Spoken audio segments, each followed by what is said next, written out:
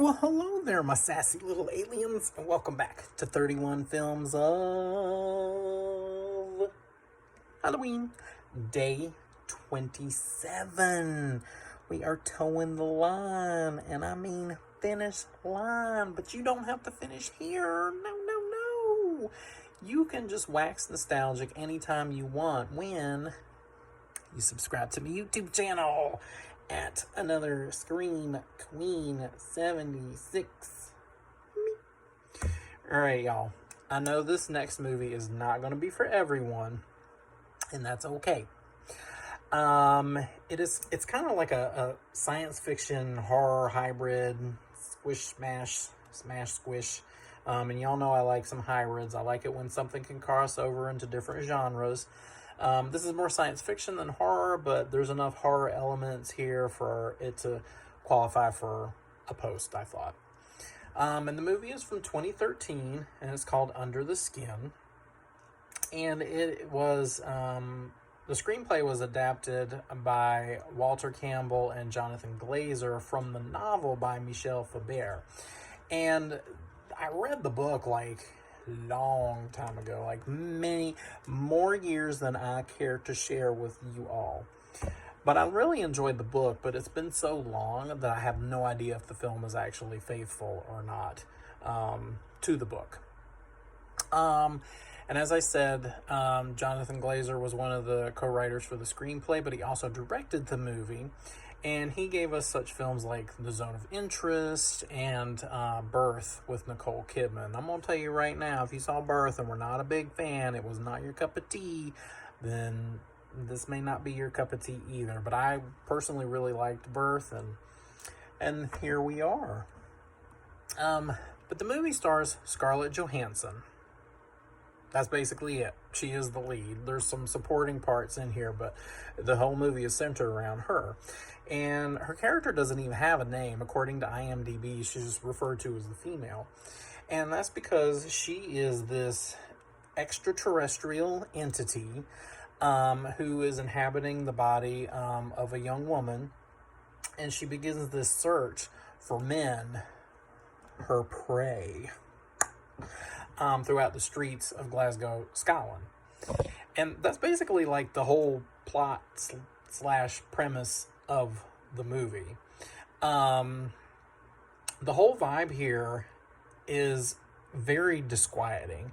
It has this, it's very cold and distant in nature. In fact, Scarlett Johansson plays the role as very detached in the scenes where she's like in her van and she's like cruising around scoping for dudes to take back to her lair.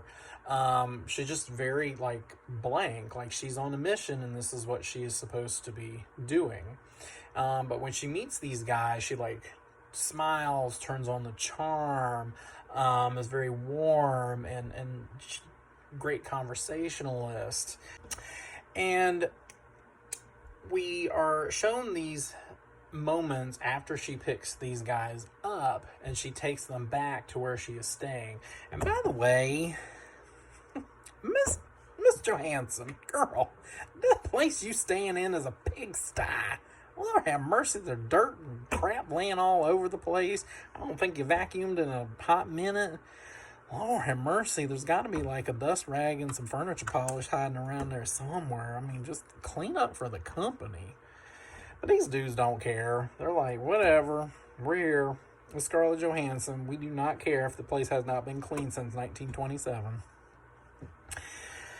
And we get, we're shown how these moments happen after she picks them up, where she basically kills them, but not in a gratuitous or gory kind of way. It's a very, dare I say it, like artsy, art house kind of depiction, where the entire scene is all black, and the floor, it almost looks like moving water, but it's also dark. It almost has this onyx obsidian quality to it. And as these men are approaching Scarlett Johansson, they start sinking further and further and further and further and further into this floor. It looks like a tar pit. And these guys ain't scared. they're just all like, la-di-da, I'm getting ready to, do to thee with Scarlett Johansson, but hey, I'm sinking into the floor. And I'm making light of it, but it's actually very disturbing to see them just like not even registering the fact that something horrible is happening to them. And as an audience, we see, gradually as she picks up more men, how this whole method of their demise happens. And it's really just, it's very disquieting to see what actually happens to them. And this is, of course, is to sustain her, her human form, as she is still, this is basically it. Like, this is what her mission is to keep finding men and to keep rejuvenating this form that she is inhabiting. The movie has very little dialogue. In fact, we don't hear any dialogue until about 13 minutes into the movie, and even after that, it's very minimal. And I think that is very effective to how the film is portrayed as being very cold and distant. It almost has a little bit of a dreamlike quality in some moments. And one of the guys that Scarlett Johansson's character picks up is an actor named Adam Pearson. And Adam Pearson lives with something called neurofibromatosis, and it's a disfigurement of his face. And when she picks him up, I found this scene to just be so...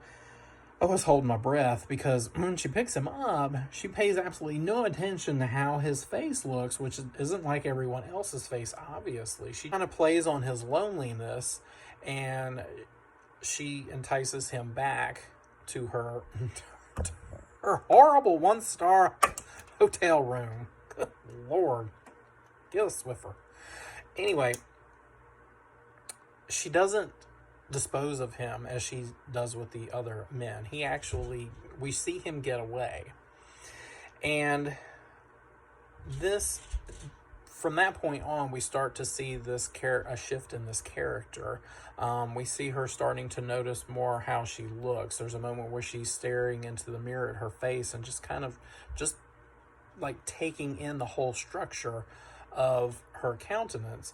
And then there's another moment where she's fully nude in front of a mirror. There's nothing sexual about it whatsoever, but she's just taking in this shell that she's carrying around to help her accomplish the task of, luring these men in and basically feeding off them to just sustain this outer shell.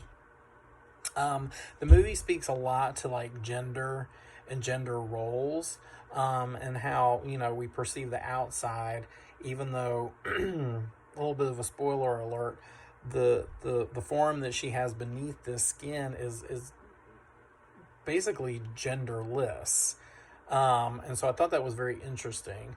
The movie is very well shot. It's beautiful. Some of the cinematography in it is gorgeous. There's one moment where it shows Scarlett Johansson. She's taking cover in this like stone hut area out in the woods, and there's a moment where the pines, or some kind of trees, are swaying, and an image of her like curled up overlaps with the trees, and it's just gorgeous. The music in this film is like unnerving, and I feel like it just enhances this whole this strange dreamlike quality of the film in general. The ending is very bleak. Prior to that, she does have a moment where she encounters a man who's actually very kind to her. He's not just after one thing.